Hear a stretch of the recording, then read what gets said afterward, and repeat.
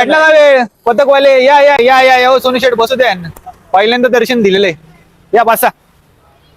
काय राव, मंडळात यायचं का नाही राव? जेव्हा येईल तेव्हा टोचून बोलतो तुम्ही राव. डीजे झाला असतं तर मंडळात मला मानकरी मिळाला असता. मला काय कळणार, रात्रंदिवस महिनाभर जीव पानाला लावून वर्गणी काढतो आणि कमी पडलेच तर स्वतःच्या खिशातले 5 काय म्हणा 50,000 देऊन पण सिस्टम लावतो. 1 रुपयाची अपेक्षा न करता कमरेची हाताला एवढे फोड येतात तरी पण डोक्यातून आवाज कसा येईल याची 2.5 महिने प्रॅक्टिस करतो रे आम्ही. कधी एकदाच मन भरून नाचतोय आणि नाचता नाचता बाप्पाचा जो हसरा चेहरा बघतोय याची वाट बघतो रे आम्ही. अरे 1 वर्ष वाट बघतो रे, कधी तो ढोल बांधतोय बाप्पा आणि प्रेक्षकांच्या मनात तो आनंदाचा उत्साह पाहतोय.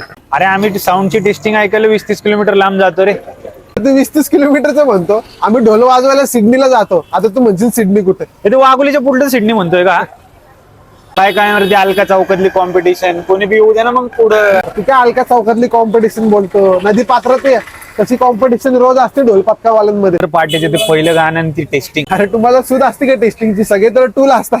एक मिनिट बेवड्याला साऊंड सिस्टीमची नाही तर कोणत्याही कारणाची गरज असते. प्रत्येक दिवशी कारण शोधत असतो आणि त्या बेवड्यांमुळे कार्यकर्ता वर्गाचं जो साऊंड सिस्टम लवर आहे त्यांचं नाव खराब झालेलं आहे. मुळात विषय हा साऊंड सिस्टम किंवा ढोल ताशा पथकाचा नाहीच आहे, विषय कार्यकर्त्याचा आहे.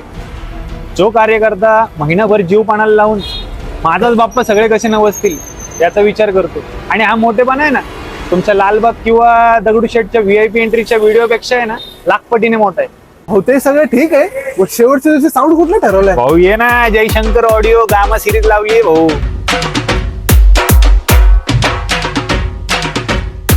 आणि हो, साऊंड लवर कार्यकर्त्यांनो, तुमची जबाबदारी आहेच की पोलीस प्रशासन व राज्य सरकारने बंधनकारक केलेल्या डेसिबल लिमिटच्या आत आवाज ठेवणे, जेणेकरून कोणाच्याही आरोग्यावर दुष्परिणाम होणार नाही.